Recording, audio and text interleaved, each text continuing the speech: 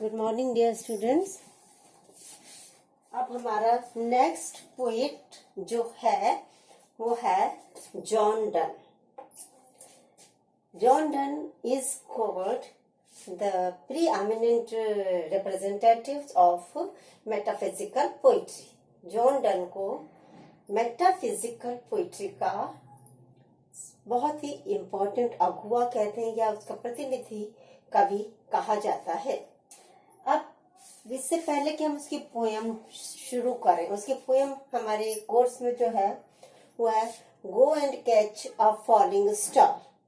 लेकिन उससे पहले ये मेटाफिजिकल पोइट्री क्या है इसके बारे में हम देखते हैं कि ये जो मेटाफिजिकल पोइट्री है, ये जो टर्म है metaphysical was invented by John Dryden, who said that John Donne affects the metaphysics। ये उसकी कोटेशन है, उसने लंबी कोटेशन लिखी है पर हमारे मतलब का केवल इतना ही है कि ये जो टर्म है मेटाफिजिक्स, ये सब इन्वेंट करना मतलब होता है इसकी खोज की थी, स्टार्ट किया था सबसे पहले इसकी जो खोज की थी या जो स्टार्ट किया था ये जॉन ड्राइडन। जॉन ड्राइडन भी अपने ही इसका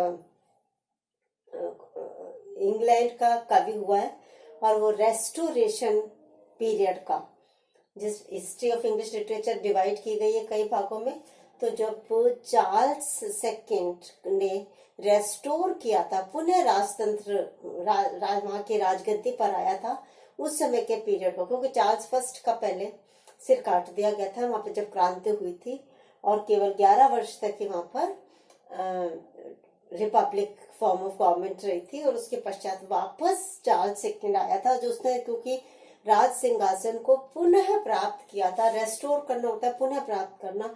जब उसने पुनः प्राप्त किया था तब उस पीरियड को रेस्टोरेशन पीरियड कहा जाता है। तो उस पीरियड का कवि था ड्राइडन।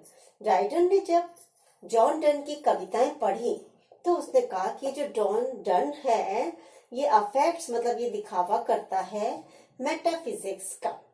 और ये तो उसने एक बार कहा था। लेटर बाद में एक जो डॉक्टर जॉनसन आए हैं जो बहुत ही बड़े अपने इंग्लिश लिटरेचर के क्रिटिक हुए हैं और जिन्होंने बहुत सारे पोएट्स पर, एसेज पर, राइटर्स पर अपने पॉजिटिव व्यूज दिए हैं, क्रिटिसिज्म किया है, वो हुए डॉक्टर जॉनसन। उन्होंने भी इसको अडॉप्ट किया था, ये टर्म को उन्होंने स्वीकार किया था और उन्होंने भी आगे ऐसा कहा था कि जॉन डन जो है और उसके जो फॉलोअर्स हैं, इसी प्रकार के जो कवि हैं, वो they try to say that thing which has not been said earlier. मतलब कि वो ये प्रयास करते हैं कि हम वह चीज कहें जो पहले कभी नहीं कही गई है।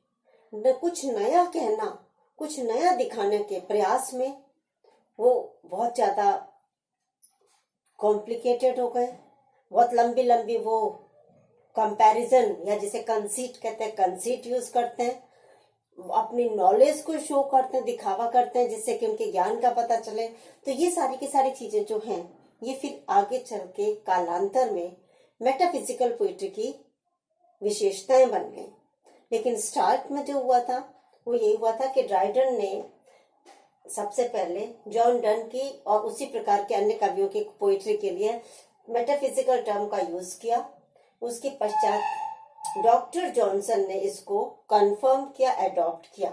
अब अगर हम मेटाफिजिकल पोइट्री का शाब्दिक अर्थ देखें, लिटरल मीनिंग देखें, तो ये दो शब्दों से मिलकर बना है, मेटा और फिजिकल। तो मेटा का मतलब होता है बियॉन्ड, बियॉन्ड का मतलब होता है परे, और फिजिकल यानी कि फिजिकल नेचर। तो मतलब कि जो भी कविताएं इस भौतिकवादी प्रकृति से परे की हैं, वैसे तो इसका अर्थ आध्यात्मिक से जो हो जाता है, लेकिन जो हमारे कॉमन सेंसेस के इंद्रियों से परे की चीजें हैं, क्योंकि वो ऐसी चीजें दिखाना चाहते हैं, अलग चीज दिखाना चाहते हैं जो हमारे संसार में नहीं दिख रही हमको, जो हमारे सामने नहीं दिख रही है, जो सहजता से हम जिसको समझ नहीं पा रहे हैं या देख नहीं पा रहे हैं, उसके लिए इन लोगों ने मेटाफिजिकल पोइट्री का इस्तेमाल कर दिया।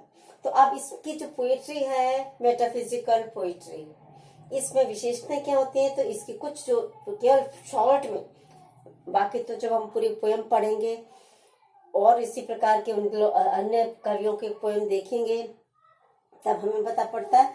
लेकिन मुख्य रूप से जो इनकी विशेषताएं हैं वो है conceits, use of conceits. Conceits होते हैं ना, वही जो मेटाफर है, जो प्रोलॉन्ग्ड मेटाफर चलता है, लंबा लंबा कंसीट्स चलती है। विट है और वो अपनी विट दिखाना चाहते हैं, प्रतिभा, इंटेलिजेंस दिखाना चाहते हैं, और इसी चक्कर में वो बहुत ही कॉम्प्लिकेटेड टाइप ऑफ आर्ग्यूमेंट करते हैं। तो ये इनकी जो पोएम्स हैं वो आर्ग्यूमेंटेटिव क्वालिटी है उसकी, तर्क वितर्क वाली है, और ड्रामेटिक क्वालिटी है, और एक नाटकीय अंदाज में वो, क्योंकि नयापन कहना चाहते हैं, नई तरीके से कहना चाहते हैं। तो जो एलिजाबेथन पीरियड में जो इस प्रकार से ट्रेडिशनल तरीका था, जो परंपरागत तरीका था कविता का, उससे थोड़ा सा हट कर ये अपनी प्रतिभा दिखाना चाहते थे। तो इसलिए उसमें उन्होंने एक ड्रामेटिक एलिमेंट दे दिया, नाटकीय क्वालिटी हो गई उनकी, तर्क वितर्क वाली क्वालिटी हो गई, तर्क देते हैं वो, और उसमें वाइड रेंज ऑफ सब्जेक्ट।